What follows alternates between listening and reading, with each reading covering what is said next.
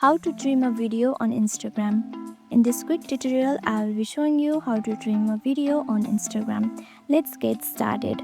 First, open the Instagram app. Once you are on your home page, tap the plus to start a new post, story or reel. Now select the video you want to upload from your gallery. Now once you select the video from your gallery, at the bottom of the screen, you will see a timeline slider right here. Now for trimming the video, tap on this scissors icon right here and just drag the left or right handles like this to trim the beginning or the end.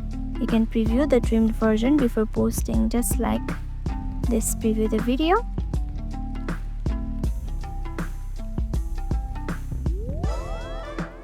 This is perfect for cutting out unnecessary parts or keeping it short and snappy. Now once your video is trimmed, tap in here in the top right corner and you can tag people, add captions from here, then hit share and you're done.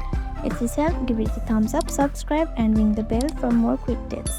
Thanks for watching and I'll see you in the next video.